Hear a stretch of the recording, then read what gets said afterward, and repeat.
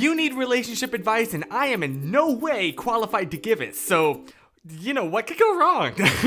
So, I have a crush. Okay. A long-time crush. An around 3-year crush. But I still haven't actually talked to him. Wait. What? I have before. I used, before being homeschooled, to go to a school with him and I hated him. Oh. Okay, plot twist. You see, I was the cute one at the school and blah, blah, blah. Point is, my family found out about it and my grandma knows his grandma. I'm 14 and I plan on being 16 before I even start thinking of dating. But my grandma says when I turn 16, she is going to tell his grandma. And she always follows through on her word. Meanwhile, I'm here trying to talk to him when he's really popular at church and everyone loves him. Especially the girls. They're always around.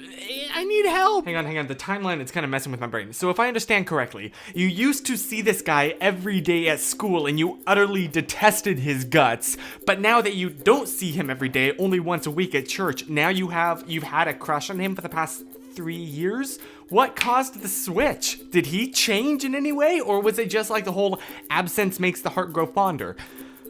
Which, I mean, I don't know exactly what advice you're looking for here. I also noticed you specified that everybody loves him, especially the girls. Is there maybe a hint of jealousy that I'm detecting? Oh, what a great way to start out. Like, this question gives me so many questions. I don't have any answers for you. Let's come back to that one. Let's just move on for now while I give my brain a chance to recover. Oh, hey, you remember that girl a couple of weeks ago that was having like legitimately serious issues at her workplace? I recently moved and the company I work for transferred me to an office here. The only problem is the manager. He is sexist and rude and likes to talk down to me. Wow, things are no longer fine. Well, Update. My family is moving in a little over a month, so I get to transfer back to my original office. My mom works for the same company and is in a higher position than me. We have been gathering evidence so that we can report the jerk boss who doesn't follow policy. Right before we move, we are either going to have a case opened with HR or email the CEO directly. That like legitimately makes me happy to hear, so I'm happy for you. I am a new public schooler. I've been homeschooled. I'm in the 9th grade, and there is this one guy from my grade that I think is cute. He waits outside my first class door to say hi and hope you have a great day when I get out. He also watches me when I go to my locker. We have the same lunch. I sit at a round table across from his table, and I catch him continuously and constantly looking at me during lunch. Help! What does this mean? Really? I had a crush on a guy about a year ago. We first met at a dance and I was super attracted to him. We actually go to the same church. It's pretty big, so I see him a lot. However, there is another guy, let's call him Redhead, who I have also developed feelings for, but I still find myself attracted to the first guy. What do I do? I would really like to start a relationship with Redhead, but it feels weird to me to be interested in 2 people at once. How do I get rid of my feelings for the first guy? P.S. I haven't told either of them my feelings. Also, I'm friends with Redhead's sister. You know, the thing about relationships, right, is that like the change in title from like single to in a relationship doesn't deactivate that part of your brain that's like potentially searching for another mate or like other crushes. You will still have crushes even when you're like in a relationship. That's just the fact of like how the brain works, and that's totally okay. As long as you don't like actively act on it. You want to start a relationship with Redhead, that's great. I say go for it.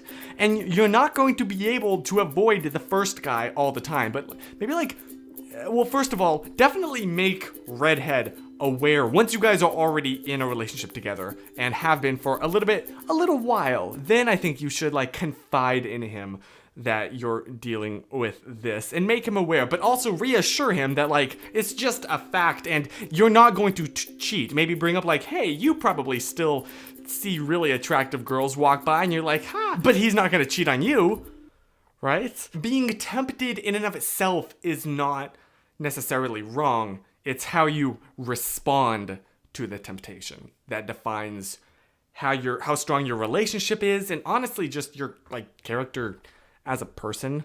So yeah, that's what I have to say there.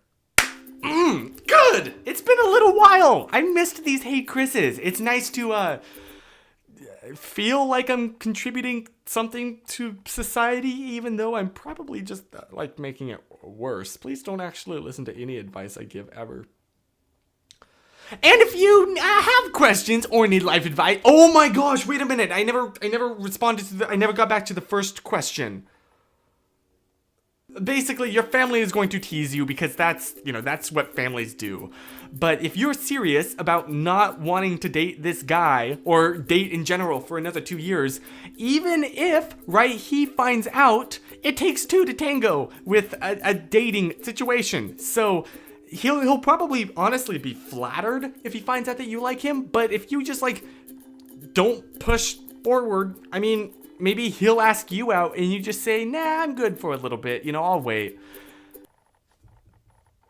And that's the end of the situation. So basically, you're good. Don't do anything that you are not comfortable with doing. And you're good.